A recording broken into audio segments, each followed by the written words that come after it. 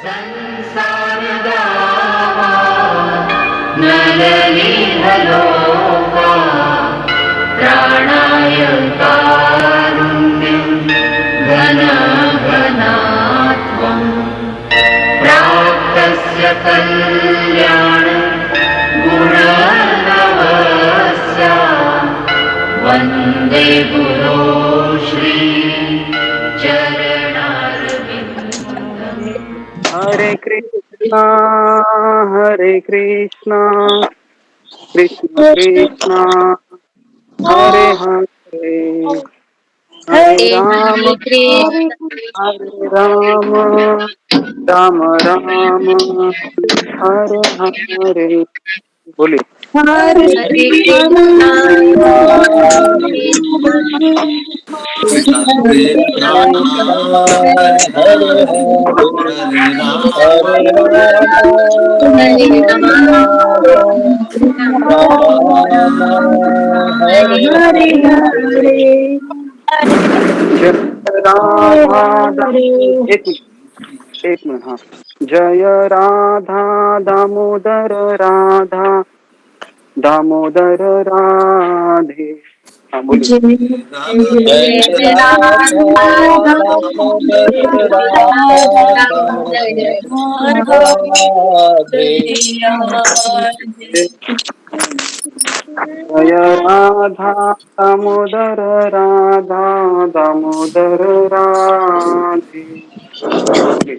राधा दामोदर राधा दामोदर राधा राधे दामोदर राधे जय राधा गोपीनाथ राधा गोपीनाथ राधे।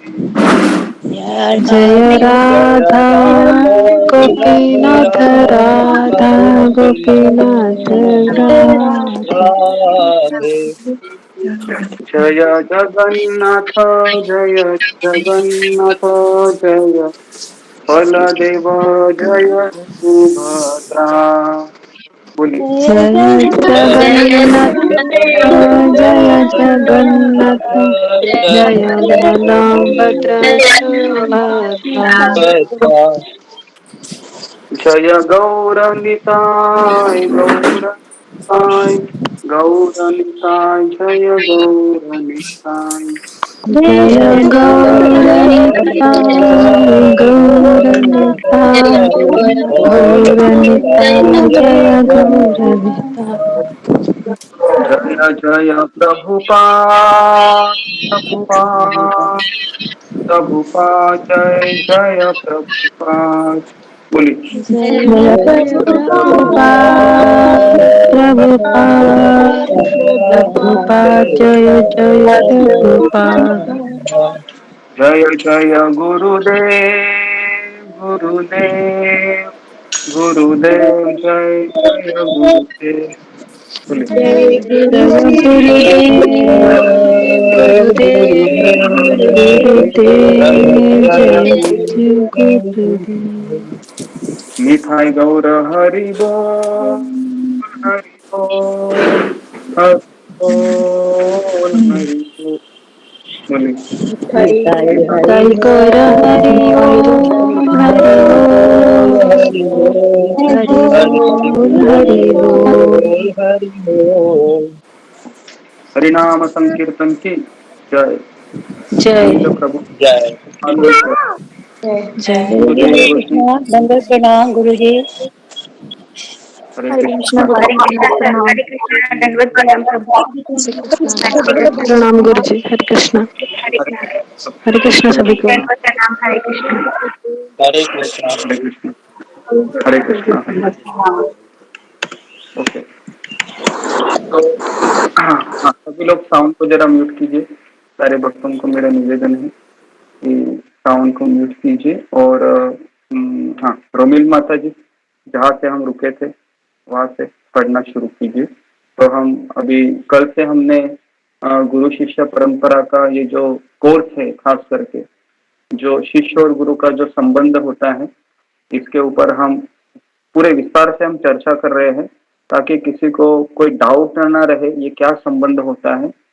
क्योंकि मेरा कृष्ण से क्या संबंध है, इसकी चर्चा बाद में होती है। पहला मेरा गुरु से क्या संबंध है, ये जानना पहले जरूरी होता है, क्योंकि कृष्ण से हमारा संबंध है वह बाद में प्रकट होने वाला है। तो इसलिए हमें पहले ये जो गुरु शिष्य का जो संबंध है उसके बारे में हमें अच्छे से समझना है कि ये कैसा संबंध है ये। ठीक है, तो इसके हम कल से इसकी श्रृंखला को शुरू किए हैं। तो कल पहला दिन था, तो आज हम दूसरे दिन में देखते हैं कि किस तरह से आगे भगवान हमें इस किताब के मार्फत समझाना चाहते हैं। तो मैं प्रार्थना बोलता हूँ, उसके बाद हम शुरू करते हैं। ओम अज्ञानतिमिरान्धस्य ज्ञानाञ्जनशलाकया चक्षुरुन्मीलितं येन तस्मै श्रीगुरुवे नमः।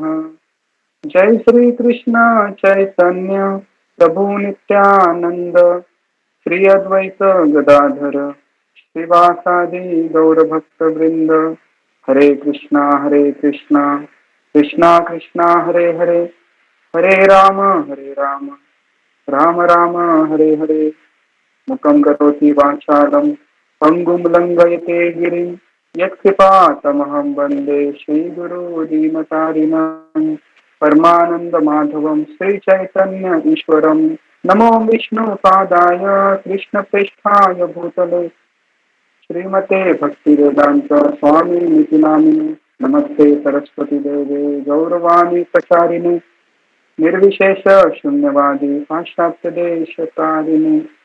हरे कृष्ण। सबका स्वागत है इस सत्र में। तो अभी हम शुरू करते श्रृंखला को, ठीक है।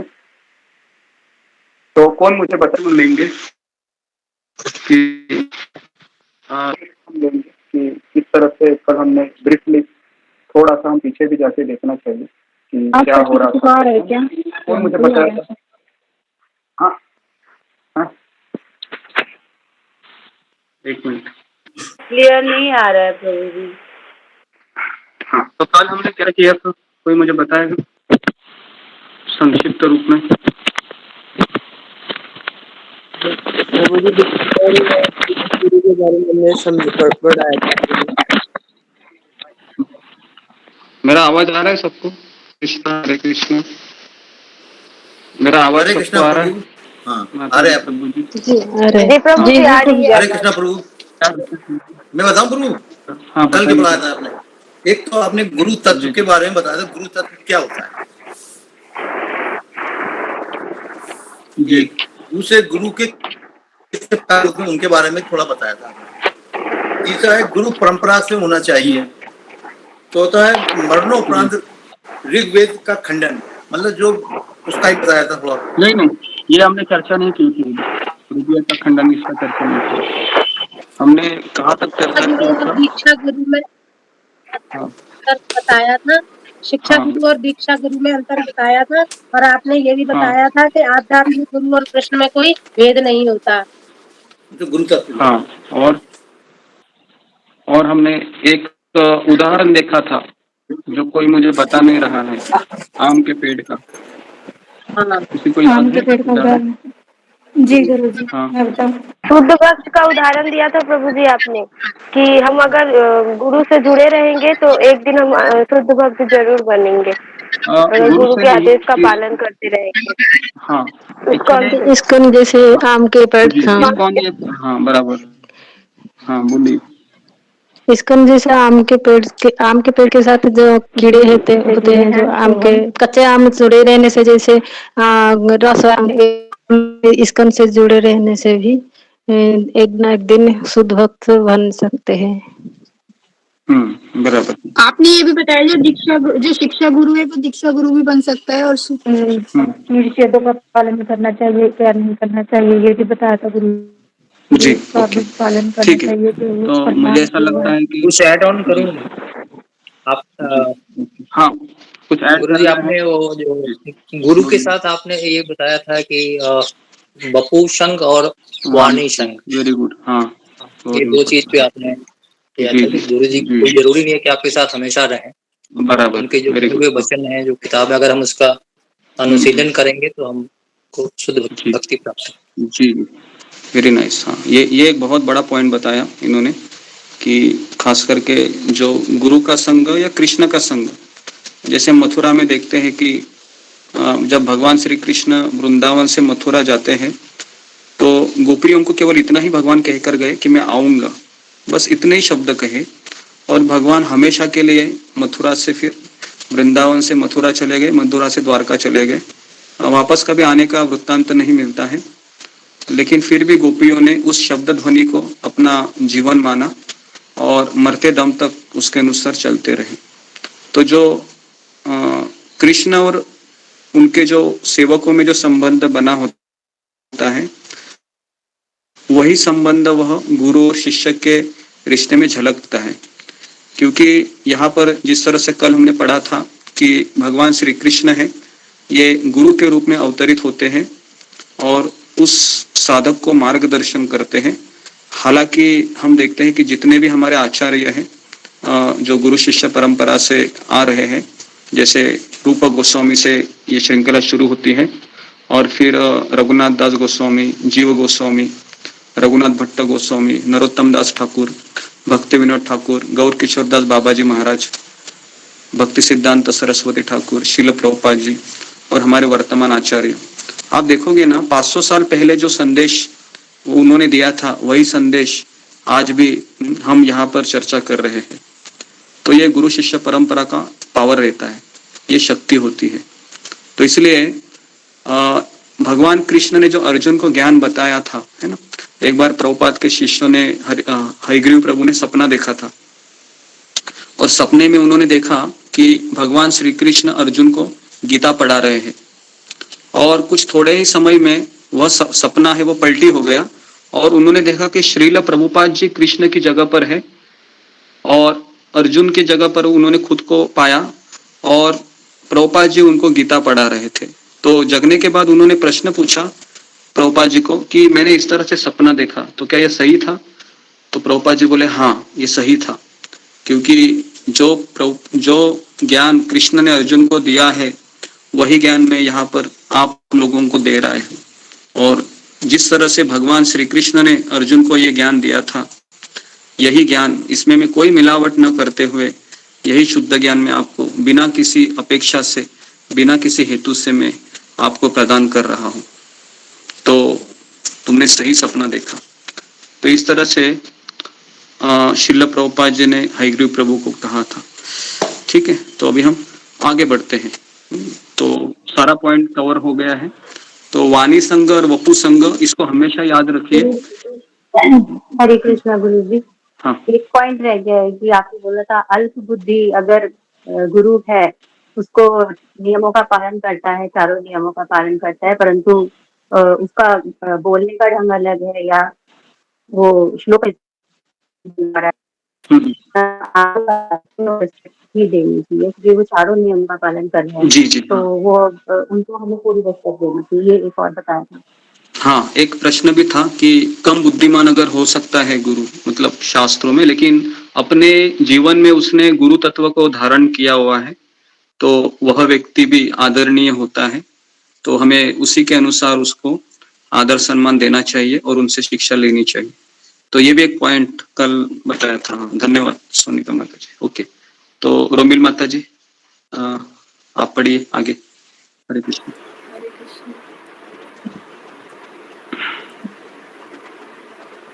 प्रथम दीक्षा हरि नाम दीक्षा। कृष्ण भावनामृत आंदोलन के छात्र आरंभ में भक्तों के संग में रहना स्वीकार करते हैं और क्रमशः एक प्रतिबंधित क्रियाएं जैसे अवैध यौन, 4 प्रतिबंधित क्रियाएं जैसे यौन, अवैध यौन संबंध, दूध कीड़ा, मांसाहार एवं नशे से वर्जना करते हुए वे भक्ति कार्यों में अग्रसर होते हैं। जब कोई व्यक्ति इन नियमों का सतत रूप से पालन करता है तब उसे हरिनाम दीक्षा दी जाती है और यह नियमित रूप से 16 माला का जप करता है। इसके उपरांत 6 महीने बाद उसे दूसरी बार दीक्षित किया जाता है और नियमित यज्ञों और अनुष्ठानों के उपरांत जनेऊ दान किया जाता है। हरिनाम दीक्षा व मंत्र दीक्षा। प्रथम अनुष्ठान हरिनाम दीक्षा है, फिर मंत्र दीक्षा। ये सभी बालक 1 वर्ष पहले हरिनाम दीक्षित किए गए थे और अब उन्हें मंत्र दीक्षा की जा रही है। तो एक मिनट, तो मुझे यहाँ पर बताना था कि इस्कॉन में 2 दीक्षा होती है। जैसा एक पहली दीक्षा होती है, हरिनाम दीक्षा होती है, जिसमें वह प्रतिज्ञा लेता है कि मैं 4 जो प्रतिबंधित क्रियाएं है, जैसे यौन संबंध, द्यूत क्रीड़ा, मांसाहार और नशा न करना, तो भगवान कृष्ण के सामने वह ये वचन लेता है कि मैं आजीवन मैं इस कार्यों को नहीं करूंगा। हाँ, तो इस तरीके से वो भगवान के सामने वचन लेता है। भगवान उसके साक्षी होते हैं, सारे वैष्णव उसके साक्षी होते हैं। तो इसलिए अगर दीक्षा के पश्चात अगर वो 4 नियमों में से कोई भी नियम भंग करता है तो उसको बहुत बड़ी शिक्षा होती है, क्योंकि ये वचनबद्धता होती है। जिस तरह से पति पत्नी भी जब विवाह के संस्कार के माध्यम से जब एकत्रित होते हैं और जब कोई पति पत्नी को छोड़ता है ना, हम देखते हैं अभी कि डाइवर्स और ये जो सारी चीजें होती है कोर्ट कचहरी में, तो ये सारी चीजों से क्या होता है कि हम सोचते हैं कि यहाँ पर हम उस नियम से बच सकते हैं, लेकिन यमराज के लोक में इसका हमको पनिशमेंट मिल ही जाता है। तो इसलिए ये वचन हम लेते हैं गुरु के सामने, तो इसके लिए हमें कम से कम 6 महीना इसका कड़ाई से पालन करना जरूरी है। फिर उसको हरिनाम दीक्षा दी जाती है। और जब कोई व्यक्ति फिर और एक वचन देता है गुरु महाराज को कि मैं नियमित रूप से कम 16 माला का जप करूंगा। देखिए, यहाँ पर एक चीज मैं आपको बताना चाहूंगा कि हम जो वचन देते हैं ना, वो हरिनाम का जप का वचन देते हैं। इसके लिए अगर मेरा यहाँ पर प्रश्न है आप लोगों को कि अगर भगवान की और कोई सेवा है जो मुझे डेली मेरे रूटीन में है, और दूसरी एक सेवा है कि मुझे भगवान के नाम का जप करना है, तो दोनों में से हमें इसको ज्यादा महत्व देना चाहिए? बताइए। भगवान के नाम का जप करना, जप सेवा नहीं, नहीं, भगवान के नाम को जप करना, इसको पहले महत्व देना चाहिए। इसके लिए सुबह 16 माला करना, क्योंकि हमने उसमें वचन दिया है। हाँ, क्योंकि हमने ये वचन नहीं दिया है कि हम मंगल आरती करेंगे। हमने ये वचन नहीं दिया है गुरु को कि हम भगवान को भोग लगाएंगे। हालांकि ये भी जरूरी है, ऐसा नहीं कह रहा हूँ, लेकिन सबसे ज्यादा जरूरी है कि हमें हरे कृष्ण मंत्र का जप करना है। तो ये मैं क्लियर कर रहा हूँ यहाँ पर, ठीक है। उसके बाद फिर दूसरा दीक्षा होता है, जब 1 साल हो जाता है तो उसको ब्राह्मण दीक्षा दी जाती है। तो जनवा एक्चुअली इस्कॉन में मैं देख रहा हूँ कि ब्राह्मण दीक्षा उसी व्यक्ति को दी जाती है जो मंदिर में रहकर अर्च विग्रह की सेवा करता है, जैसे राधा माधव हो या राधा गोपीनाथ, जो विग्रह होते हैं इस्कॉन मंदिर में, है ना, उनमें उनको ही दीक्षा दी जाती है। नहीं तो उसकी कोई आवश्यकता नहीं है ज्यादा। एक बार प्रभुपाद को प्रश्न पूछा था कि क्या हम हरिनाम दीक्षा से भगवत धाम जा सकते? प्रभुपाद ने कहा कि हाँ, जा सकते, ब्राह्मण दीक्षा इतना आवश्यकता नहीं है, हरिनाम दीक्षा से भी जा सकते हैं। तो इसके लिए हमें ये नहीं सोचना चाहिए कि मुझे ब्राह्मण दीक्षा नहीं है, ऐसा कुछ नहीं। ओके प्रभु जी, इसमें एक गायत्री मंत्र भी तो कुछ देते हैं ना? उसी को ब्राह्मण दीक्षा कहते हैं, जिसमें गुरु गायत्री मंत्र शिष्य के कान में बोलता है और फिर उसको 3 टाइम जप करना होता है। उस थ्रेड को अपने अंगूठे से लगाकर गायत्री करनी होती है। तो इसके बारे में मैं अभी नहीं बता रहा आपको, क्योंकि हमारा वो आगे का सिलेबस है वो। तो अभी हम हरिनाम दीक्षा के ऊपर फोकस कर रहे हैं। हाँ, आगे पढ़िए माता जी। हरिनाम दीक्षा, मंत्र दीक्षा, गुरु परंपरा प्रणाली, गुरु परंपरा प्राप्ततम। यह सर्वोच्च विज्ञान गुरु परंपरा के माध्यम से प्राप्त किया गया था। अब एक शिक्षा दीक्षा गुरु स्वीकारने के क्वेश्चन है। परंपरा प्रणाली, शिष्य द्वारा किया गया आदर गुरु स्वयं नहीं स्वीकारते, परंतु कृष्ण को अर्पित कर देते हैं। भगवद गीता में बताया गया है कि श्री कृष्ण का ज्ञान गुरु परंपरा द्वारा ही प्राप्त होता है। एवं परंपरा प्राप्तम गीता श्लोक, गुरु यह सम्मान अपने गुरु को अर्पण करते हैं और उनके गुरु अपने गुरु को। इस प्रकार समाज कृष्ण तक पहुंचता है। श्री कृष्ण की कृपा परंपरा द्वारा ही प्राप्त होती है और भगवान को अर्पित सम्मान परंपरा द्वारा उन तक पहुंचाता है। इस प्रकार से हमें परम परमेश्वर भगवान की ओर बढ़ना चाहिए। व्यक्ति को इस वर्तमान कड़ी को स्वीकारना चाहिए। श्रीमद् भागवतम का संदेश परंपरा से आ रहा है, इसीलिए श्रीमद् भागवतम के दो वास्तविक रूप में समझने के लिए व्यक्ति को वर्तमान कड़ी को स्वीकारना चाहिए, अर्थात परंपरा के वर्तमान गुरु को। हाँ, एक मिनट इसमें किसी को कुछ कहना है, डाउट है? नहीं तो हम आगे बढ़ते रहेंगे। हर एक इसको हम रुकेंगे नहीं, तो काफ़ी सारी चीज़ें रिपीटेटिव है, तो ये सारी चीज़ें मैंने एक्सप्लेन किया है। तो परंपरा का महत्व भी मैंने आपको बता दिया। तो इसके लिए और एक उदाहरण आता है कि जिस तरह से पावर स्टेशन होता है जहाँ पर बिजली का निर्माण होता है, अगर उस बिजली के घर को मेरे घर के वायर कनेक्टेड है तो उसी जो बिजली घर है जो सरकार का होता है ना, तो उस घर की बिजली है मेरे भी घर में प्रवेश हो सकती है।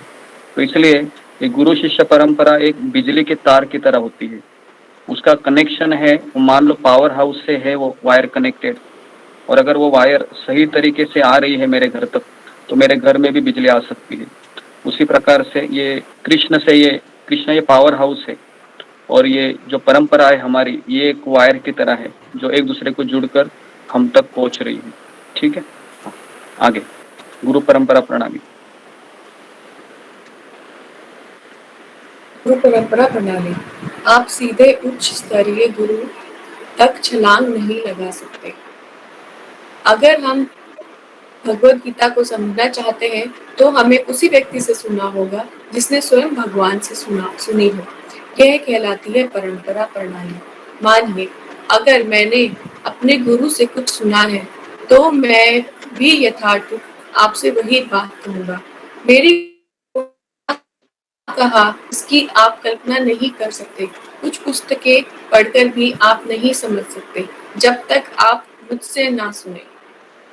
इसे परंपरा प्रणाली कहते हैं। आप उच्च गुरु की और छलांग नहीं लगा सकते। अगले आचार्य की अपेक्षा करते हुए तत्कालीन आचार्य की। एक मिनट, तो ये बहुत बड़ी चीज यहाँ पर हमको प्रभुपाद जी समझा रहे हैं। और ये श्रील प्रभुपाद जी ने लॉस एंजलिस में 8 दिसंबर 1973 में प्रवचन दिया था भागवत के ऊपर। तो उसी में प्रभुपाद जी कहते हैं कि अगर हम ये सोचेंगे कि जो वर्तमान आचार्य है जो प्रभुपाद की संस्था को आगे बढ़ा रहे हैं उनमें वो कुछ पावर है नहीं, मुझे श्रील प्रभुपाद जी ही चाहिए, तो प्रभुपाद कहते हैं कि इस तरह से हम छलांग नहीं लगा सकते। अगले आचार्य की उपेक्षा हमको नहीं करना चाहिए, खास करके जो खास करके प्रभुपाद के शिष्य है। क्योंकि हम जब भी मैं यहाँ पर रहता हूँ तो यहाँ पर काफी प्रभुपाद के शिष्य आते हैं। जैसे पिछले ही हफ्ते यहाँ पर भक्ति पुरुषोत्तम स्वामी महाराज आए थे जो मायापुर के हेड है। तो उनको देखने से ऐसा लगता है कि हाँ, आज श्रील प्रभुपाद जी होते थे तो ऐसे ही शब्द शायद मुझसे मैं सुनता था। तो मैं श्रील प्रभुपाद जी को मैं इनके वाणी में देख रहा हूँ, और प्रभुपाद जी भी यही चाहते हैं कि आप मेरे शब्दों को, आप मेरे वाणी को, मेरे जो फॉलोअर है जो मेरा अनुसरण कर रहे हैं उनके मुख में आप देखो, है ना। तो इस तरीके से प्रभुपाद जी हमको यहाँ पर कहते हैं कि वर्तमान आचार्य की हम उपेक्षा नहीं कर सकते। वर्तमान आचार्य हमारे लिए प्रभुपाद के शिष्य है और उनके भी शिष्य हैं जो अभी महाराज बन रहे हैं, संन्यास ले रहे हैं, प्रचार कर रहे हैं। तो इसलिए प्रभुपाद जी जो प्रचार कर रहे थे और अभी इस्कॉन में जो प्रभुपाद के शिष्यों के शिष्य भी प्रचार कर रहे हैं, तो उनमें भी वही शक्ति है। अगर वो अपनी शुद्धता को बनाए रखेगा तो वह भी श्रील प्रभुपाद जी के जैसे ही, श्रील प्रभुपाद जी के जैसे नहीं लेकिन उनके आदेश का अगर पालन करते हैं तो उनकी कृपा से वो कुछ तो शुद्धता को प्रकट करके उस ज्ञान को वो लोगों तक पहुंचा सकता है। ठीक है, हाँ, तो अभी हम आगे बढ़ते हैं। हरे कृष्णा। श्री कृष्ण की ओर सीधे पहुंचने के लिए छलांग न लगाएं। यह व्यर्थ प्रयास है।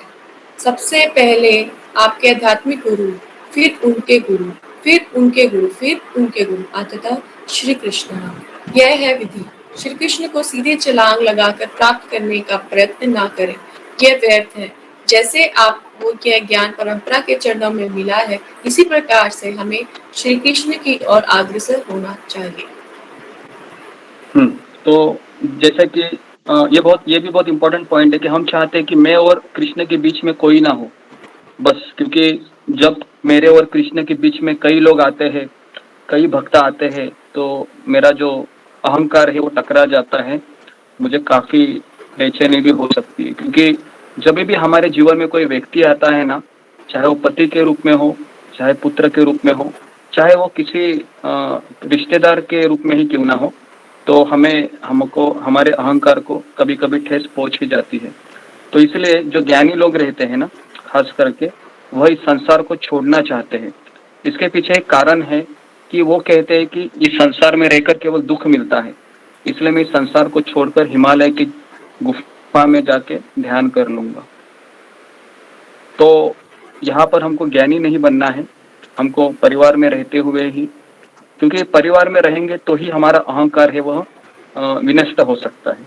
अगर हम जंगल में जाएंगे तो कैसे हमारा अहंकार नष्ट हो जाएगा, सोचिए ना। क्योंकि अहंकार तो हम जानवरों के साथ तो हमारा नष्ट नहीं हो सकता, इंसानों के साथ रहेंगे तभी हमारे हृदय को ठेस पहुंचेगी, हम दुखी होंगे। और जब दुखी होने के बाद जब आंखों से आंसू आएंगे और बहते हुए आंसू के साथ अगर मैं कृष्ण के पास जाऊंगा या जाऊंगी और कहूंगा कि कृष्ण बहुत तकलीफ हो रही है, लेकिन कोई बात नहीं, मुझे आपकी याद आ रही है, तो कितना तकलीफ देना है आप मुझे दे दीजिए, बस आपका स्मरण हमेशा मुझे आते रहे, बस यही मैं चाहता हूँ, यही मैं चाहती हूँ। तो जब हम इस तरह से भावना प्रकट करते हैं तो हमारा शुद्धिकरण होता है। तो शुद्धिकरण होते होते ही हमको भगवान के धाम तक जाना है। और मैंने आचार्यों की कमेंट्री के ऊपर, जब विश्वनाथ चक्रवर्ती ठाकुर का कमेंट्री है, खास करके माधुर्य कादम्बिनी हमने पढ़ा था, उसमें एक सेक्शन आया था कि भक्तों के जीवन में दुख है वह भगवान की इच्छा से ही आते हैं, कोई उसके प्रारब्ध कर्म नहीं होते हैं। क्योंकि प्रारब्ध कर्म तो जब वह माला हाथ में उठा लेता है तो ही तभी समाप्त हो जाते हैं। तो ये एक चीज मुझे बतानी थी। तो इसलिए अगर हम ये सोचते हैं कि मैं और मेरे कृष्ण के बीच मुझे कोई नहीं चाहिए, तो यहाँ पर लिखा हुआ है कि इससे हम कृष्ण को प्राप्त नहीं कर सकते, यह व्यर्थ है। तो मुझे लगता है कि इस्कॉन में आने के पहले हमारा यही रवैया होता है कि मैं और कृष्ण, मेरे बीच में कोई नहीं चाहिए। लेकिन यहाँ पर साफ साफ क्लियर है कि ये व्यर्थ है, इससे हम कृष्ण को प्राप्त नहीं कर सकते। और जब हम भगवान को भोग लगाते हैं तो पहले हम गुरु से परमिशन लेते हैं, जैसा मैंने पहली बार भी कहा था, और इस तरीके से उनके गुरु से परमिशन लेते हैं। और इस तरीके से वो जो भोग है जो आप भगवान को दिखा रहे हैं वो कृष्ण तक पहुंच जाता है, वो राधा रानी तक पहुंच जाता है, और फिर कृष्ण उसको खाते। राधा रानी भी देखती है वो पहले, जो आपने जो भगवान को भोग लगाया ना, उसमें नमक है क्या, शक्कर है क्या, ये सारा चीज देखा जाता है। राधा रानी कैसे अपने कृष्ण को ऐसा भोग दे देगी, कदापि संभव नहीं है। तो राधा रानी आप जो भोग लगाते हैं ना, उसमें एडजस्टमेंट करके वो भगवान को खिलाती है। तो इस तरह से गुरु परंपरा से ये जो भोग हम भगवान को दिखा रहे हैं ये कृष्ण तक पहुंचता है। तो ये परंपरा का महत्व है। ठीक है, हाँ आगे पढ़िए। एक व्यक्ति को वैष्णव गुरु स्वीकारना चाहिए, केवल पुस्तकें पढ़ने के माध्यम से ही नहीं। किसी को अहंकारवश ये नहीं सोचना चाहिए कि उसने पुस्तकें पढ़कर ही भगवान की प्रेममयी सेवा प्राप्त कर ली है। उसे एक वैष्णव गुरु स्वीकारना चाहिए और फिर प्रश्नोत्तर के माध्यम से क्रमशः सीखना चाहिए कि श्री कृष्ण की शुद्ध भक्तिमय सेवा क्या है। इसे कहते हैं परंपरा प्रणाली।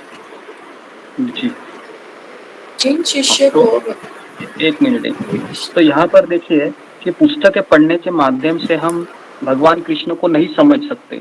अगर कोई भगवत गीता भी पढ़ेगा, श्रीमद् भागवतम भी पढ़ेगा या वेद उपनिषद भी पढ़ेगा, और अगर उसने गुरु स्वीकार नहीं किया है तो वह कृष्ण को प्राप्त नहीं कर सकता।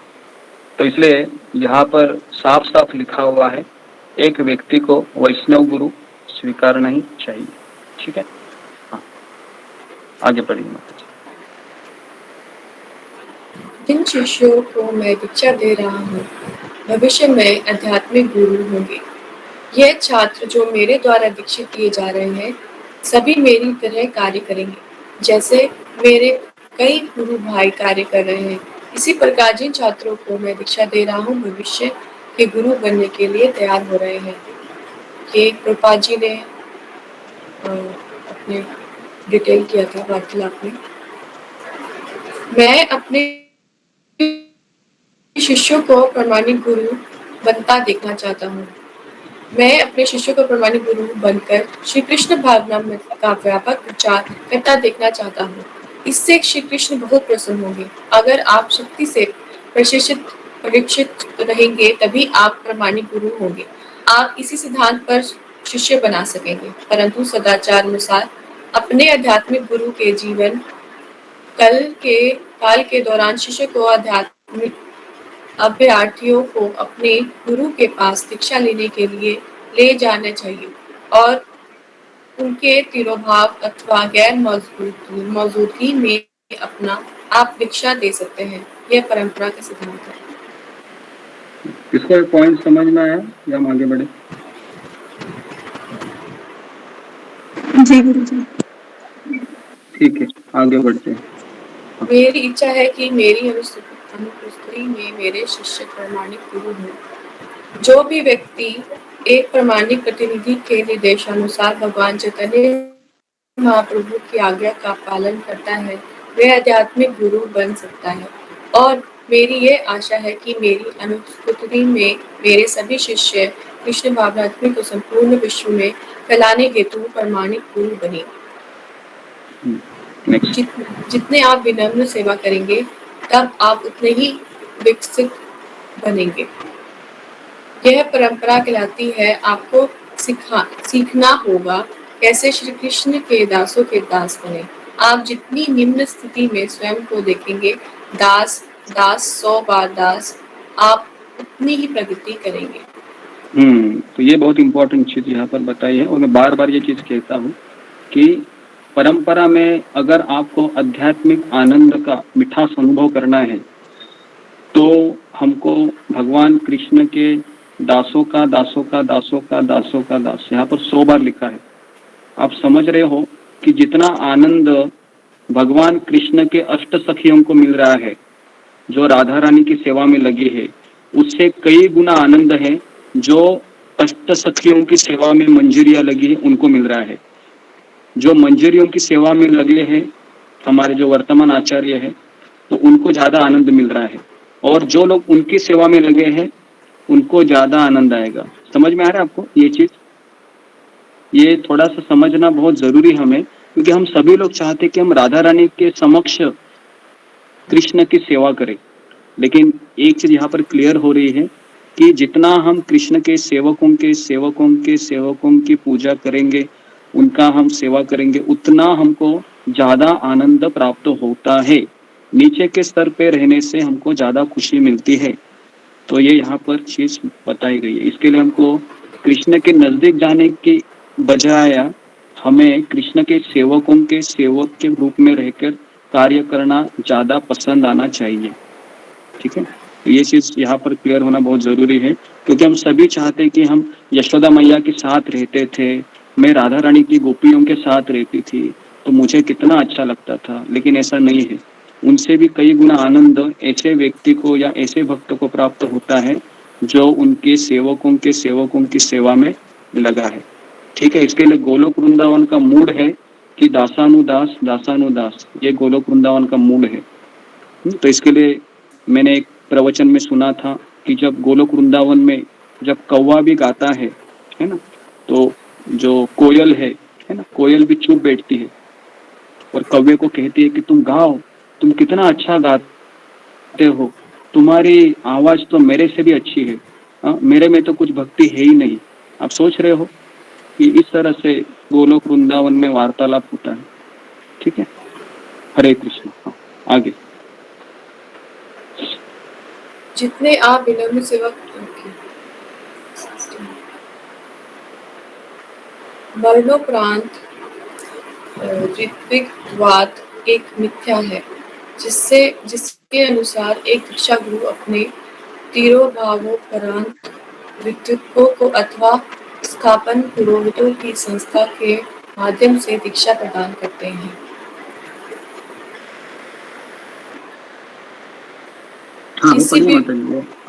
किसी भी प्रामाणिक वैष्णव संप्रदाय में किसी के परम गुरु से दीक्षा लेने का उदाहरण नहीं है। किसी के परम गुरु से एक मिनट, तो परम गुरु का अर्थ है, जैसे श्रील प्रभुपाद जी हमारे परम गुरु हैं, तो अगर कोई सोचेगा कि मैं श्रील प्रभुपाद से दीक्षा लूंगा अभी, तो यहाँ पर बताया है कि इस तरह से शास्त्र में कोई उदाहरण नहीं है। तो दीक्षा हमेशा जो वर्तमान जो कोई गुरु है उनसे ही लेना चाहिए। हम अगर ये सोचे कि मैं श्रील प्रभुपाद से काफी इंस्पायर हूँ, मैं काफी प्रभावित हूँ, तो भी हमको प्रभुपाद से हम दीक्षा नहीं ले सकते हैं, क्योंकि वो अभी इस धरा को छोड़कर भगवान के धाम चले गए हैं। तो इसलिए परम गुरु से दीक्षा लेने का कोई उदाहरण शास्त्र में नहीं है। और ये सेक्शन मैं खुद ही पढ़ता हूँ, क्योंकि इसमें काफी इंपॉर्टेंट चीजें हैं। तो किसी के परम गुरु से दीक्षा लेने के पक्ष में कोई शास्त्रीय प्रमाण नहीं है। नित्यानंद प्रभु के पुत्र वीरभद्र गोस्वामी, नित्यानंद प्रभु मतलब जो चैतन्य महाप्रभु के साथ रहते हैं, है ना, तो उनके पुत्र, क्योंकि वो भी मैरिड थे, शादीशुदा थे, उनके पत्नी का नाम था जानवी माता जी, नित्यानंद प्रभु की पत्नी का, तो उनसे एक पुत्र था वीरभद्र गोस्वामी। तो श्रीनिवास आचार्य को लिखे अपने पत्र में उसने एक जय गोपाल नामक व्यक्ति को वैष्णव समाज से बहिष्कृत किया था। क्यों किया था? क्योंकि उसने स्वयं को अपने परम गुरु का शिष्य बताया था उसने। तो उसने कहा कि मैं परम गुरु का शिष्य हूँ, तो उसको बहिष्कृत किया कि ये अलग ही फिलॉसफी तुम बोल रहा है। तो प्रभुपाद के शिष्यों में से एक भी योग्य दीक्षा गुरु नहीं है। अगर कोई ऐसा सोचेगा कि प्रभुपाद में इतनी भी शक्ति नहीं थी कि वो एक भी शुद्ध भक्त खड़ा नहीं कर सके, तो यह तर्क प्रभुपाद की शिक्षाओं को अप्रभावी सिद्ध करता है। मतलब प्रभुपाद में उतना था ही नहीं पावर कि वो एक भी शिष्य नहीं खड़ा कर सकता शुद्ध भक्त। तो इसके लिए ये जो तर्क है कि प्रभुपाद ही दीक्षित भक्त होना चाहिए, तो इसका खंडन किया यहाँ पर जाता है। तो जो ऋत्विक गुरु है, ऋत्विक का शब्द मैं आपको बता रहा हूँ। जो ऋत्विक फिलोसफी ये है कि श्रील प्रभुपाद के बाद कोई गुरु हो नहीं सकता, बस श्रील प्रभुपाद ही गुरु है। तो ऐसा एक संप्रदाय है हमारे इस्कॉन में। तो मैं आपको खुलासा करना चाहता हूँ, अभी ये टॉपिक छेड़ा है तो हमारे इस्कॉन में भी कई सारे अपसंप्रदाय हैं। जिस तरह से एक संप्रदाय है कि ऋत्विक, खास करके इस्कॉन बेंगलोर में बड़ा मंदिर है जिसमें एक मधुसूदन पंडित है, वो इसको चला रहे हैं। वो जो जय पताका महाराज के शिष्य है। तो 1985 में या 86 में वो प्रेसिडेंट थे और वो इस्कॉन के अंडर ही था, लेकिन इन्होंने उसको कब्जा कर लिया और अपनी फिलॉसफी उन्होंने शुरू की, ऋत्विक फिलॉसफी। और ये जो खास करके जो आपने सुना है अक्षय पात्र करके एक संघ है इस्कॉन में, इस्कॉन के अलावा है अक्षय पात्र। तो और उसमें काफी सारे इनके मंदिर है, वृंदावन में भी इनका मंदिर है ऋत्विक का। इस्कॉन बेंगलोर करके बड़ा मंदिर है, मैं एक बार गया था उधर, मुझे लगता है कि 8-10 साल पहले हम गए थे इस्कॉन बेंगलोर में। इतना सुंदर मंदिर है, इतना सुंदर मंदिर है, आप देखोगे तो आपको लगेगा कि इंद्र के जैसा ये बड़ा ऐश्वर्यशाली मंदिर है। लेकिन मैंने वहाँ की मंगल आरती अटेंड की थी, सारा चेंज किया हुआ है सारा चीज। तो इसलिए इस्कॉन में भी एक प्रॉपर गुरु मिलना, मतलब जो हमको सही तरीके से मार्गदर्शन करे प्रभुपाद की शिक्षा उनसे, ये भी बहुत दुर्लभ है। तो इस तरीके से ये ऋत्विक का फिलोसफी का अर्थ है कि श्रील प्रभुपाद के बाद कोई गुरु नहीं हो सकता, और वह जय पताका महाराज को भी गुरु नहीं मानते हैं अपना, ना किसी प्रभुपाद के शिष्यों को आदर करते हैं। तो ये है ऋत्विक फिलोसफी। तो हमें इस ऋत्विक फिलोसफी का बलि नहीं बनना है कि श्रील प्रभुपाद जी है शुद्ध भक्त, इसके नीचे जो वर्तमान आचार्य है तो ये कोई शुद्ध भक्त नहीं है। तो ये हाँ, तो इसमें किसी को पूछना है? क्योंकि मैंने नई चीज में आपको बता फिर रहा मुझे हूँ। विश्वास कैसे करें, मतलब फिर तो थोड़ा सा देखना पड़ेगा ना बहुत कुछ। विश्वास यही है कि जैसे मैंने यहाँ पर बताया कि प्रामाणिक गुरु वही बन सकता है जो अपने सहपाठी जो भक्त है उनका वो वही आदर करेगा, उनको भी समान रिस्पेक्ट देगा वो, है ना। अगर वो सोचेगा कि प्रभुपाद ही शुद्ध भक्त है और बाकी के सारे लोग फालतू है, इनमें कोई ये नहीं है, ये लोग तो ऐसे ही जप कर रहे हैं लेकिन ये शुद्ध भक्त नहीं है, तो ये बहुत बड़ा अपराध होगा वैष्णव के प्रति। तो इसलिए अगर कोई ऐसा व्यक्ति बोलता है, हाँ, क्योंकि हमें भी कभी कभी लगता है ना, अरे प्रभुपाद जी महान है, प्रभुपाद जी महान है, प्रभुपाद की बहुत ग्लोरी करेगा, लेकिन साथ साथ उसके मुख से चेक करना चाहिए कि वो अपने गुरु या अपने जो प्रभुपाद के शिष्य है उनको भी ग्लोरीफाई करता है या नहीं, तो उससे पता चलेगा कि वो बराबर बोल रहा है या गलत बोल रहा है।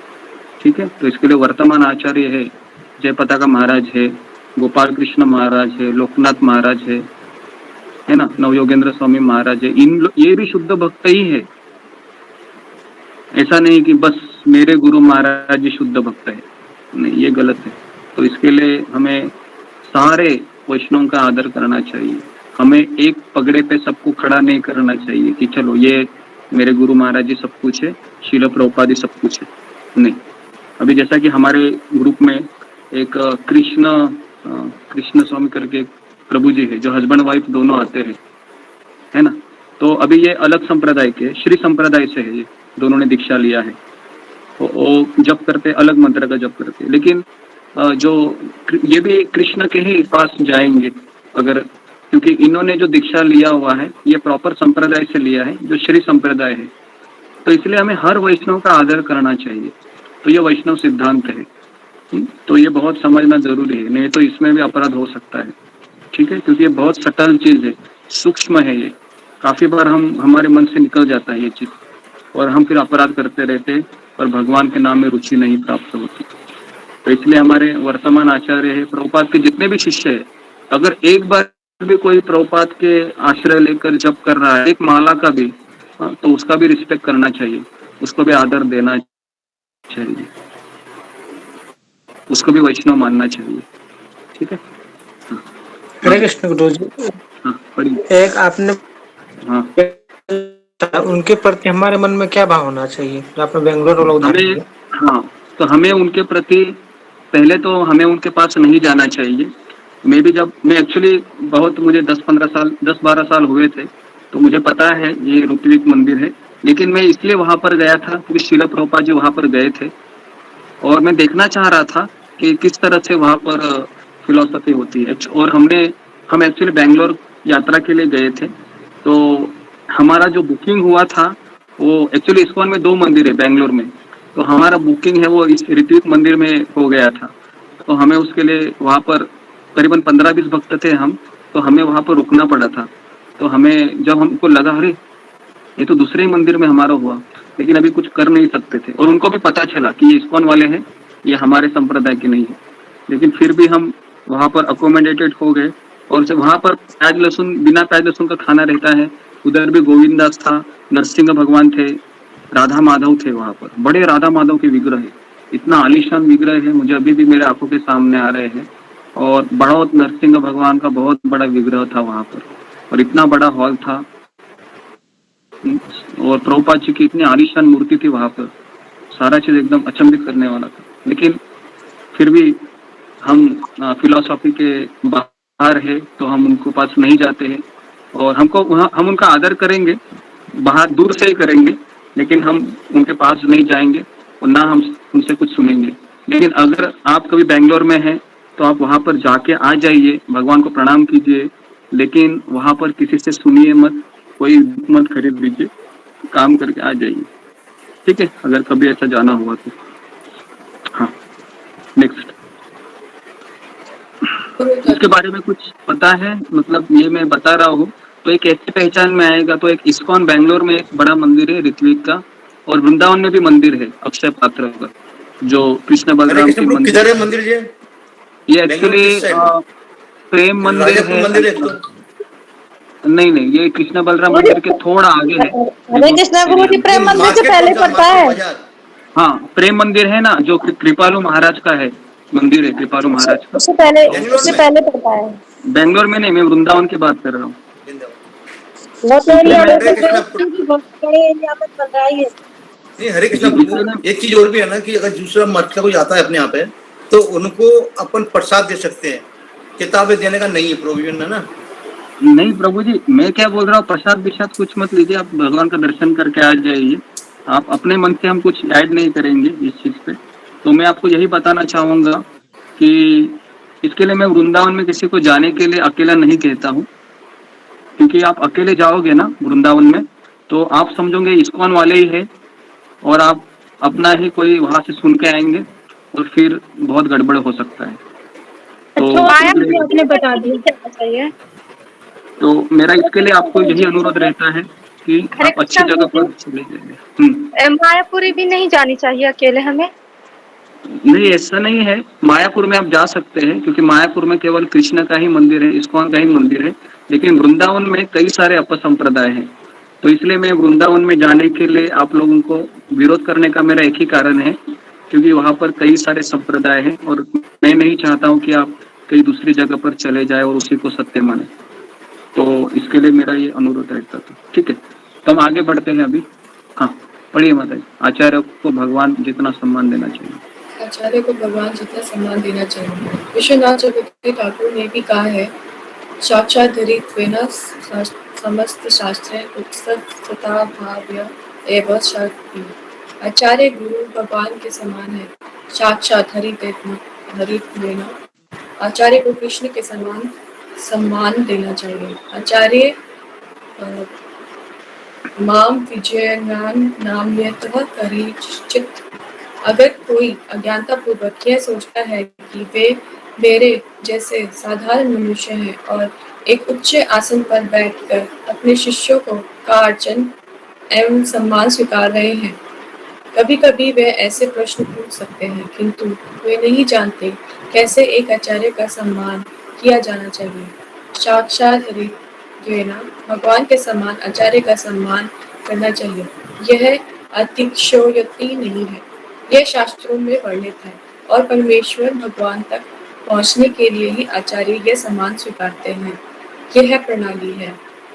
तो ये बहुत इम्पोर्टेंट पॉइंट है कि अगर हमारे घर में कोई आचार्य आते हैं या हमें कहाँ पर दिखते हैं तो हमें उनको भगवान के समान ही, इस तरह से भगवान है, भगवान आए हैं, इस तरीके से हमें उनका स्वागत करना चाहिए, उनको इतना सम्मान देना चाहिए। और वो जो गुरु होता है वो भी उस सम्मान से वो प्रफुल्लित नहीं होता है वो, क्योंकि सही गुरु है उसको पता है ये सम्मान मुझे नहीं दे रहे हैं, ये सम्मान कृष्ण को दे रहे हैं। तो फिर वो क्या करता है, उस सम्मान को अपने ही मन में वह भगवान को ट्रांसफर करता है कि ये जो दंडवत मार रहे हैं मुझे, ये जो मुझे खिला रहे हैं पिला रहे हैं, गुरुजी गुरुजी गुरुजी बोल रहे हैं, ये सारा जितना भी ये इमोशन है वह ट्रांसफर करता है। शिला प्रभुपाद जी को ट्रांसफर करेगा, नहीं तो वो भगवान कृष्ण को ट्रांसफर करेगा।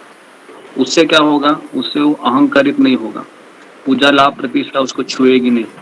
अगर उसने थोड़ा सा भी मान लिया कि ये लोग मुझे दंडवत कर रहे हैं, मैं कितना महान हूँ, देखो कितने लोग मेरे पैर पड़ते हैं, हो गया उसका फिर कल्याण, फिर उसको कोई बचा नहीं सकता। तो उसके लिए जो लीडर होता है इस्कॉन में, जो प्रवचन करता है, उसको एक चीज बहुत क्लियर होनी चाहिए कि ये मुझे जो आदर दे रहे हैं, इस आदर के मैं योग्य हूँ नहीं, मैं बद्ध जीव हूँ। इस सारा आदर वो किसको दे रहे हैं, उस गुरु शिष्य परंपरा को दे रहे हैं जिससे मैं जुड़ा हुआ हूँ। तो उसके लिए वह सारा जितना भी मान सम्मान है वह उसको ट्रांसफर कर देता है, लेकिन उस शिष्य को उसको सम्मान देना पड़ता है, नहीं तो वो शिष्य फिर फॉल्ट में आ जाएगा, वो अपराधी बनेगा। तो ये दोनों चीजें उसको बैलेंस करना पड़ता है। शिष्य की ओर से उसको समझाना भी पड़ता है कि तुम मेरा सम्मान करो, क्योंकि वो एक एटिकेट होता है, वैष्णव सदाचार होता है। हालांकि मैंने इसके बारे में आपको ज़्यादा चीज़ बताई नहीं है क्योंकि मुझे ये ठीक नहीं लगता है, लेकिन फिर भी जो व्यक्ति प्रवचन करता है, जो आपको मार्गदर्शन करता है, उसका मान सम्मान होना बहुत ज़रूरी है खास करके। लेकिन जो प्रवचन करता है उसके लिए भी ऐसा बोला गया है कि उसने कभी ये समझना नहीं चाहिए कि मैं ये सब कर रहा हूँ, उसको हमेशा यही समझना चाहिए कि मैं मेरे गुरु महाराज का तुच्छ सेवक हूँ, मेरे में कोई योग्यता नहीं है, बस ये कार्य भगवान की सेवा का है, आवाज कट इसलिए मैं रही है। कर रहा हूँ। हाँ, आवाज आवाज कट रही है। थोड़ी सी बैठ के आ रही है, थोड़ा सा रोमिल माता जी का स्पीकर उनका म्यूट नहीं ना है, इसीलिए आपका हाँ। आवाज नहीं आ रहा। अच्छा, रोमिल माता जी थोड़ा आप कहने के बाद, हाँ साउंड को म्यूट कीजिए। ओके। हाँ, तो मैं ये बता रहा था, सबको सुनाई दे मैं क्या बताया? कोई मुझे बताएगा कि मैंने अभी क्या कहा? हाँ, 2 मिनट में मैंने क्या कहा? अभी बहुत इंपॉर्टेंट चीज मैंने कही कि अगर गुरु है ये कृष्ण के समान ही होता है, तो अगर गुरु आपको दिखता है या आप उसको घर में इनवाइट भी करते हैं, तो उसको भगवान के समान ही सम्मान देना चाहिए, जैसा कि भगवान कृष्ण मेरे घर में आ रहे हैं। और जो गुरु है उसके बारे में भी मैंने बताया कि वह गुरु खुद को इस सम्मान के योग्य नहीं समझता है, उस सम्मान को वह प्रभुपाद को ट्रांसफर करता है। इसके लिए आप देखोगे जितने भी इस्कॉन में सन्यासी है, उसके गुरु के पैर धोए जाते हैं, मतलब चरणामृत से, दूध से अभिषेक किया जाता है ना, कुमकुम लगाया जाता है, बहुत कुछ होता है, लेकिन फिर भी वो गर्वित नहीं होते हैं। तो मैंने एक प्रश्न ये पूछा था, अरे बाप रे, इतना बड़ा सम्मान हो रहा है प्रभु जी, तो इनको ऐसा लगता नहीं है क्या कि मैं भी कुछ हूं करके? तो मुझे बहुत अच्छा उत्तर मिला था तभी। उन्होंने कहा कि जो गुरु होते हैं ना इस्कॉन में, वो कभी खुद को इस तरीके से मानते ही नहीं है कि मैं उस काबिल हूँ। वो तो एक शिष्य का वो कर्तव्य होता है, क्योंकि उनकी प्रगति हो उसके लिए वो इस मान सम्मान के व्यवहार को वो स्वीकारते हैं। तो ये बहुत अंदरूनी चीज मैं आपको बता रहा हूँ, क्योंकि ये कोई आपको बताएगा नहीं, और यही भावना होनी चाहिए। जो कितना भी हम इस्कॉन में सीनियर हो, हमें हमेशा जो दास का भावना है उसको स्वीकार करते हुए ही चलना चाहिए। चाहे लोग आपको कितना भी सम्मान करो, कितना भी आपको बोलो कि आप ये है वो है ये है वो है, लेकिन कभी भी अपने आप को वो नहीं समझना है, क्योंकि लोग दुनिया है, दुनिया आपकी तारीफ करेगी ही। ठीक है, तो ये क्लियर हो गए। हाँ, नेक्स्ट आगे। गुरुजी, वो आप बोल रहे थे परंपरा हाँ। मतलब एक मतलब एटिकेट्स होते हैं जो प्रचारक होता है, उसके लिए हमारे हमारे हमको करने चाहिए, वो आप बता सकते हैं कुछ पॉइंट्स? हाँ, जैसे कि अभी मान लो कोई आपको मार्गदर्शन कर रहा है, तो उसको मान सम्मान देना और खास करके उनको दंडवत प्रणाम करना, ये एक वैष्णव एटिकेट होता है, वैष्णव सदाचार का लक्षण है। अगर कोई व्यक्ति इस्कॉन में दीक्षा लिया हुआ है, काफी प्रचार कर रहा है, भगवान की सेवा में लगा है, गुरु महाराज की सेवा में लगा है, तो उसको आपको यथा योग्य आदर देना बहुत जरूरी है। अगर आप नहीं करते हैं आदर, तो वैष्णव अपराध हो जाता है। अगर वैष्णव अपराध इतना सूक्ष्म होता है, कोई वैष्णव को देखने से अगर आप प्रसन्न नहीं होते हैं, तो वो भी वैष्णव अपराध में काउंट होता है। तो ये 6 प्रकार के वैष्णव अपराध होते हैं, कभी समय आए तो मैं बताऊंगा, अभी मेरे पास वो किताब है नहीं। तो उसमें से ये एक है कि अगर कोई वैष्णव आपको दिखता है हमारे ग्रुप का, मान लो कि स्क्रीन में भी दिखता है, और अगर स्क्रीन में देखने के बाद, किसी का माइक चालू है तो कृपया करके बंद कीजिए, मुझे माइक की आवाज आ रही है। हाँ, तो अगर स्क्रीन में बहुत सारे वैष्णव आते हैं और उनको देखने के बाद अगर आपके मन में कोई खटपटाहट आती है, आपको थोड़ा सा द्वेष ईर्ष्या लगती है, तो ये वैष्णव अपराध काउंट होता है। इससे हम प्रगति नहीं करेंगे, चाहे हम सालों साल प्रवचन सुनते रहे। इसलिए मैं बार बार कह रहा हूँ कि जब भी आप लॉग इन करोगे ना भगवान के सामने, आप ये देखो, ये प्रैक्टिस कीजिए आप, क्योंकि रोज प्रवचन सुनने से ना हम इसको चीपली लेते हैं, क्योंकि ये मन का स्वभाव है। तो इसलिए मेरा हर एक भक्त से अनुरोध है, लॉगिन करने के पहले कृष्ण के पास खड़े हो गए ये 2 मिनट और कहिए, कृष्ण मैं आपका सदैव आभारी हूँ कि आपने मुझे इतना अच्छा अवसर दिया है। मैं बहुत तुच्छ हूँ, मेरे में बहुत अनर्थ है, तो मुझे ये शक्ति दीजिए, मुझे कृपा कीजिए, ताकि यहाँ पर आया हुआ हर एक वैष्णव को मैं मेरा स्वामी समझूं। तो ये अपना अभ्यास को शुरू कीजिए, क्योंकि ये भी बहुत जरूरी है, नहीं तो हम चीपली ले लेंगे सारी चीज। क्योंकि मन का एक स्वभाव है, जो उसको रोज मिलता है ना, उसकी कदर करता नहीं है, वो कदर करता नहीं है। तो इसके लिए हमें भगवान के सामने हर लॉगिन करते समय कम से कम 1 मिनट तो बोलना चाहिए। नहीं तो आप लिख के रखिए, और वो नोट है वो वहीं पर रखिए, और उसको पढ़िए, भगवान हमको एटलीस्ट इससे तो बचाएंगे। ठीक है, तो ये वैष्णव सदाचार होता है जो बहुत बड़ा चीज है। ओके, हाँ आगे। अगर दो भक्त आपस में लड़े और झगड़ा करे तो दोनों को ही वैष्णव अपराध लगेगा ना? अभी हम दोनों की बात नहीं कर रहे, यहाँ पर हम अपनी खुद की बात कर रहे हैं। कभी कभी क्या हो सकता है कि ऐसा लग सकता है कि मैं सही हूँ, क्योंकि स्त्रियों में ऐसा देखा जाता है कि उनको ऐसा लगता है कि मैं सही हूँ, ये व्यक्ति गलत है। लेकिन मैं आपको यहाँ पर बता रहा हूँ कि वैष्णव सिद्धांत में सही गलत की कोई पहचान नहीं होती है। अगर आप विनम्र है तो आप सही है, अगर आप विनम्र नहीं है तो आप गलत है। इस चीज को आप नोट कीजिए, ये आपको कोई नहीं कहेगा इस्कॉन में। इस्कॉन में क्या है, सही गलत का अगर हम मापदंड लेके चलते रहेंगे आध्यात्मिक जीवन में, तो बिलीव मी आप कभी भी कृष्ण को प्राप्त नहीं कर सकते।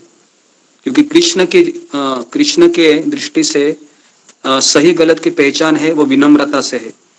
अगर भले ही आप सही है लेकिन आप विनम्र नहीं है तो कृष्ण की नजर में आप फेल हो जाओगे। और अगर मान लो आप गलत है लेकिन आप विनम्र हो, तभी कृष्ण की दृष्टि से आप पास हो जाओगे। तो इसके लिए विनम्रता ये मापदंड है कृष्ण की दृष्टिकोण का, और इसी के अनुसार हमको चलना चाहिए। इसके लिए सही गलत कोई मायने नहीं रखता है आध्यात्मिक जीवन में। आप में विनम्रता है क्या, उसको हमको चेक करना चाहिए। ठीक है, हाँ आगे, हाँ आगे बढ़ते हैं। हमारा एक आखिरी पैराग्राफ, फिर हम इसको स्टॉप करेंगे। हाँ, इस पेज को हम खत्म करते हैं। माता जी पढ़िए जल्दी। श्रीमती राधा रानी के पार्षद एवं नित्यानंद प्रभु के प्रतिनिधि। वास्तविक वैदिक विचारधारा है अचिंत्य भेदा भेद तत्व, जिसके अनुसार इस संसार का सब कुछ एक ही समय पर भगवान के व्यक्तित्व से भिन्न और अभिन्न है। शील रघुनाथ दास गोस्वामी कहते हैं कि यह है प्रामाणिक आध्यात्मिक गुरु की वास्तविक स्थिति, और बताते हैं कि शिष्य को सदैव अपने गुरु को उनके श्री मुकुंद के साथ संबंध का स्मरण करते हुए देखना चाहिए। श्री जीव गोस्वामी अपने ग्रंथ भक्ति संदर्भ में कहते हैं कि क्योंकि भगवान शिव एवं अपने गुरु को एक भक्त भगवान के समान ही समझता है, क्योंकि वे दोनों ही श्री भगवान को अत्यंत प्रिय है, परंतु साथ ही वही भक्त सभी प्रसंगों में दोनों को भगवान के समान नहीं मानता। श्री रघुनाथ दास गोस्वामी एवं श्री जीव गोस्वामी का अनुसरण करते हुए श्री विश्वनाथ चक्रवर्ती ठाकुर भी इसी तथ्य को स्थापित करते हैं। श्री विश्वनाथ चक्रवर्ती ठाकुर ये कहते हैं कि सर्व शास्त्रानुसार आध्यात्मिक गुरु भगवान के समान है, क्योंकि वे भगवान को अत्यंत प्रिय उनके एवं गोपनीय सेवक हैं। इसलिए गौड़िक वैष्णव अपने गुरु श्री गुरुदेव को उनके श्री भगवान के साक्षात शिष्य तत्व के प्रकाश में देखते हैं। भगवान के शिष्य तत्व के प्रकाश में देखते हैं। सभी प्राचीन भक्ति शास्त्रों एवं श्री नरोत्तम दास ठाकुर, श्री भक्ति विनोद ठाकुर व अन्य शुद्ध वैष्णवों के नवीन गीतों में गुरु को सदैव या तो श्रीमती राधा रानी का गुप्त पार्षद अथवा श्री नित्यानंद प्रभु का प्रतिनिधि माना गया है। ठीक है, तो ये सच हमने चीज पहले ही दिन पढ़ ली थी कि जो गुरु होता है वो कृष्ण से अभिन्न होता है, क्योंकि शास्त्र कहते हैं कि ब्रह्मांड भ्रमिते को न भाग्यवान जीव, गुरु कृष्ण प्रसाद पाए भक्ति लता बीज। तो गुरु की कृपा से ही कृष्ण मिलते हैं और कृष्ण की कृपा से ही गुरु मिलते हैं। इस सेंटेंस को हमेशा याद रखना चाहिए।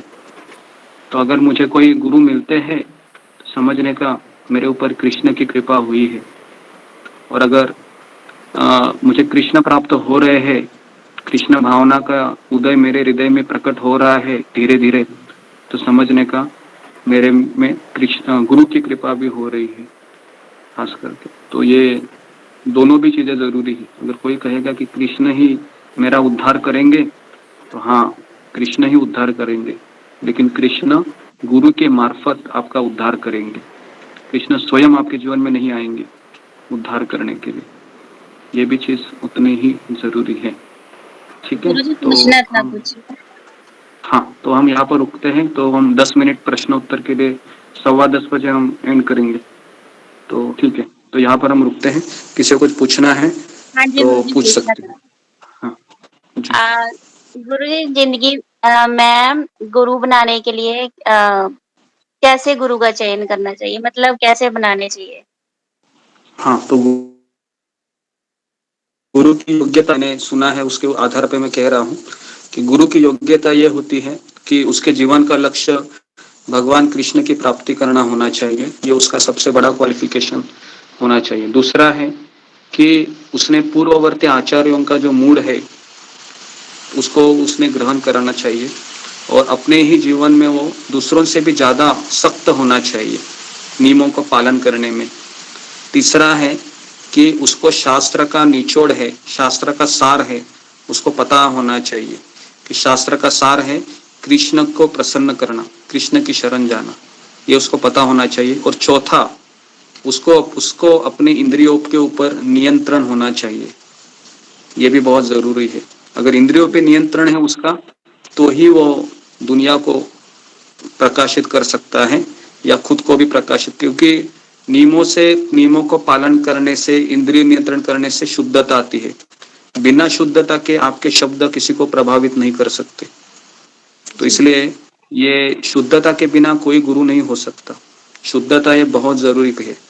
और इसके लिए जो कोई इस्कॉन में प्रवचन करता है, प्रवचन करता बहुत है इस्कॉन में, लेकिन वो शुद्धता है वो बहुत जरूरी है, ताकि हम ये मैसेज है जो हमें गुरु परंपरा से प्राप्त हुआ है उसको उसको हम किसी के चित्त को अगर हम प्रभावित करते हैं तो वो हमारा, एक्चुअली वो हमारा भी सक्सेस नहीं होता है, वो प्रभुपाद जी का गुरु परंपरा का ही होता है। वो हमेशा खुद को माध्यम समझता है, वो मैं कभी ये आपको नहीं बताती समझता।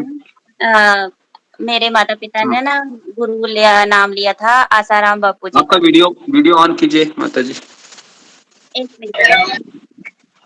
हाँ, मेरे माता पिता ने ना गुरु का नाम लिया था, वो गुरु आसाराम जी जो थे। तो उनके बारे में जो भी हुआ पीछे, उसके बाद से गुरु पर से विश्वास ही उठ गया है कि कौन से गुरु बनाए, कैसे बनाए। तो इसलिए मतलब थोड़ा डिफिकल्ट है कि गुरु तो बनाने हैं, मतलब कि किसको बनाए, बस ये दिक्कत आ रही तो मैंने तो अभी आपको बताया कि आप उसमें ये क्वालिफिकेशन चेक करो, उसको ऑब्जर्व करो कम से कम 1 महीना। तुरंत दीक्षा मत ले लो, उस व्यक्ति को आपको ऑब्जर्व भी करना है कि क्या सही में इसके शब्दों से मैं प्रभावित हो रही हूँ, क्या सही में मैं इनके शब्दों से कृष्ण के पास जा रही हूँ, क्या सही में ये मेरा चाय कॉफी है या मेरा जो अन्य जो बुरी चीजें हैं क्या वो छूट छूट रही है क्या। तो ये सारा चीजें चेक करो, उसके बाद फिर आप उसको गुरु बनाओ, नहीं तो आप ऐसे उसको गुरु मत बनाओ। और आपका भी समर्पण होना चाहिए, ऐसा नहीं कि शादी हो गई मैं चली गई, है ना, पार्टी आ गई चली गई, छोड़ दो अभी ये 2-4 दिन, है ना, 2-4 दिन अभी ये मेरा गुरु नहीं है। मेरे गुरु कौन है? मेरा गुरु अभी शादी में जो जिसका शादी होने वाला है ना, जो दामाद लोग है ना, वो जो बाराती लोग आएंगे, ये मेरे गुरु है अभी। तो समझने का फिर कि हम अभी उस योग्य नहीं है शिष्य, क्योंकि शिष्य की भी योग्यता होती है ना, जिस तरह से गुरु की योग्यता होती है शिष्य की भी योग्यता तो होती है ना। तो उसको उस लेवल तक आना चाहिए। तो शिष्य की भी योग्यता क्या है ये भी सिलेबस में दिया हुआ है। तो हम आगे आगे नीचे नीचे हम जब और हम बहुत स्लो चल रहे हैं, मुझे ऐसा लगता है कि ऐसा तो ये 1 महीना लगेगा, लेकिन ठीक है कोई बात नहीं, जितने भी ज्यादा दिन लगने दो, हम सारी चीजें क्लियर करेंगे और चल लेंगे। ठीक है, हाँ। है। और किसी का प्रश्न है? हरे कृष्णा जी प्रभु जी। हरे कृष्णा गुरु जी। हाँ आप बोल हाँ दीजिए बोलिए। पहले। हम्म, हरे कृष्णा प्रभु जी। हाँ प्रभु जी मेरा क्वेश्चन है, जैसे आपने बोला कि हृदय का निर्मलता होना चाहिए, तो वो मेरे को एक पूछना था, पर्सनल क्वेश्चन है कि जैसे कि अगर मान लीजिए कोई बहू है, बहू का जो शास्त्र के हिसाब से होता है कि वो सास ससुर के को खाना खिलाने के बाद सोए, मतलब सबको खाना खिला के उसके बाद खाना खाए, उसके बाद सोए। तो उसके अब क्या है कि अब गुरु का बोल रहे हैं कि ये जो है महामंत्र करने के लिए 6 घंटा सोना जरूरी है। मतलब कि अगर हम्म, 9:30 बजे उठ रहा है कोई तो उसको 9 9:30 तक सो जाना है। अब जो सास ससुर हैं वो 9:30 बजे ही खाना खाते हैं या 9:45 तक खाते हैं। अब यहाँ पे क्या करना चाहिए बहू को? उसको खा करके सो जाना चाहिए कि उसको 10 बजे तक इंतजार करके उसको खाना खिला करके सास ससुर को उसके बाद सोना चाहिए? ये मेरा पहला क्वेश्चन है ये जो प्रभु जी। ठीक है। तो मैं यहाँ पर यही कहना चाहूंगा कि जो स्त्री का जन्म होता है, जो बहू का जन्म होता है, अगर वो कुछ कायदे कानून से चलेगी मान लो, तो उसको काफी रुकावटें आ सकती है फिर।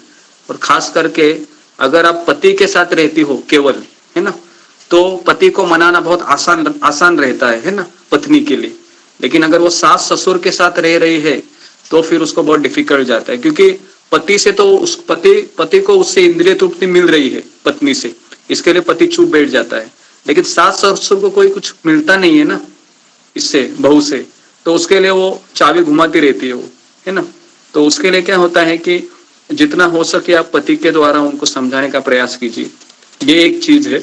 अगर पति बोलता है तो उसके माता पिता पेरेंट्स से वो चुप बैठ सकते हैं। लेकिन अगर तुम पति का सपोर्ट नहीं है तो आपको फिर पता ही है क्या होता है ना फिर तो इसी तरीके से फिर जितना हो सके आप उनको समझाने का प्रयास कीजिए कि मुझे कृपया करके 10 बजे सोना है, तो हो सके तो मुझे इस तरह से जीवन आगे बढ़ना है।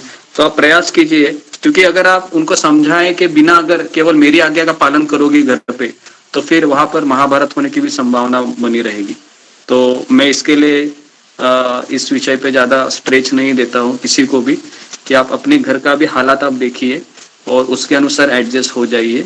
लेकिन मैं यहाँ पर इतना ही कहूंगा कि आप 16 माला का जब तो पूरे 24 घंटा होता है तो उसमें कीजिए, 4 नियमों का पालन कीजिए, और थोड़ा बहुत आप अपनी विनम्रता से पति का जीत लीजिए या सास ससुर का दिल जीत लीजिए, और वही एक मार्ग है, नहीं तो और कोई दूसरा तो मार्ग नहीं है। आधा पौन घंटे में क्या अंतर पड़ जाता है? ऐसा जैसे पौन घंटा लेट हो गए तो फिर धर्म गुरु जी कहते हैं कि 12 बजे से 1 बजे तक थोड़ा रेस्ट कर ले, दोपहर में नींद तो पूरी हो जाती है ना 4 बजे तक। जैसे 11 बजे भी सोएंगे तो 4 बजे तक नींद पूरी हो जाती है हर हालत में। अरे सीमा माता जी, 11 बजे सभी लोग आपकी तरह नहीं होते हैं, समझ में आ रहा है क्या सीमा माता जी? सब लोग आपकी तरह नहीं होते हैं, एकदम झांसी की रानी की तरह सब लोग है।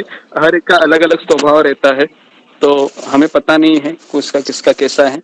तो मैं तो यही चाहूंगा कि आप अगर दोपहर में थोड़ा रेस्ट लीजिए या फिर 11 बजे 10 बजे सोइए, लेकिन आप 4 बजे तो किसी हालत में उठिए। और देखिए हम जो शारीरिक जो हमारे सोने की जो समस्या है उसको भी हम ट्रांसेंड कर सकते हैं अगर हम गुरु के प्रति शरणागत है। अगर वो भूख है ना, हमको वो प्यास है ना, तो सब कुछ हो सकता है। तो हालांकि हम भी जब आश्रम में रहते थे तो हम भी 4 घंटा 4.5 घंटा सोते थे, कभी कभी 12 बजे सोते थे, 3:30 4 बजे उठते थे। तो ऐसा नहीं कि मैं केवल आपको बोल रहा हूँ करो करो करके, हमने भी किया हुआ है। तो आज केवल अच्छे दिन देख रहे हैं, वो भी 10-15-20 साल के बाद। तो उस समय की थोड़ी सी राह देखिए, और अभी आप ये समझे कि मेरी परीक्षा है, तो हालात को स्वीकार करके ही चलना है। ठीक है, हरे कृष्णा। हरे कृष्णा प्रभु जी, योग्य शिष्य के बारे में थोड़ा सा बताइए। इसके बारे में योग्य शिष्य के बारे में थोड़ा सा बताइए। योग्य शिक्षा के बारे में नीचे आएगा तो मैं बताऊंगा, अभी भी सिलेबस में सारा चीज है। ठीक है, सिलेबस में है तो मैं बताऊंगा। तो आपने कहा ना कि पहले जो भोग होता है पहले गुरु को लगाते हैं, फिर बाद में भगवान को खिलाना है, तो झूठा नहीं हो जाएगा? नहीं, आपने अच्छे से सुना नहीं। मैंने ये कहा कि गुरु से परमिशन लेना चाहिए, मैंने ये कहा था। मैंने ये नहीं कहा कि गुरु को भोग दिखाना चाहिए। समझ में आ रहे हो क्या आपको? मैंने कहा कि गुरु, हाँ, तो गुरु को भोग नहीं दिखाना चाहिए, गुरु से परमिशन लेना चाहिए। ठीक है, हरे कृष्णा। हाँ प्रभु जी, हरे कृष्णा गुरु जी। हाँ बोलिए माता जी। एक हरे आखिरी कृष्णा प्रश्न। गुरु जी, एक्सप्लेन कर दीजिए ये ऋत्विक बात फिलॉसफी जो है ये पहले से ही है, मतलब बहुत पहले से इस्कॉन जब शुरू हुआ था, और ये क्या इसका मोटिव क्या है? मतलब इसका मोटिव कुछ नहीं है, इसका मोटिव यही है कि मेरे और प्रभुपाद के बीच में कोई नहीं चाहिए। जिस तरह से मेरे और कृष्ण के बीच में कोई नहीं चाहिए, वैसे मेरे और प्रभुपाद के बीच कोई नहीं चाहिए। क्योंकि प्रभुपाद तो अभी है नहीं, तो प्रभुपाद को गुरु के रूप में स्वीकार करना बहुत आसान है, क्योंकि प्रभुपाद तो आएंगे नहीं ना बताने के लिए, वो तो अभी चले गए।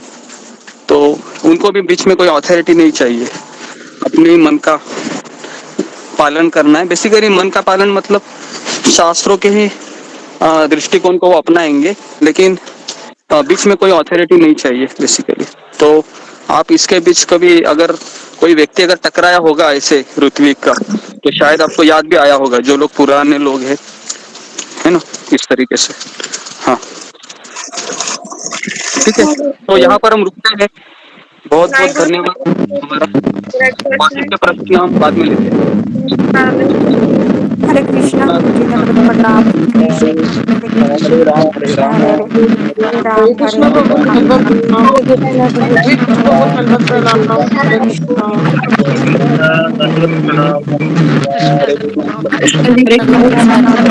सभी भक्तों को सभी भक्तों को दंडवत प्रणाम।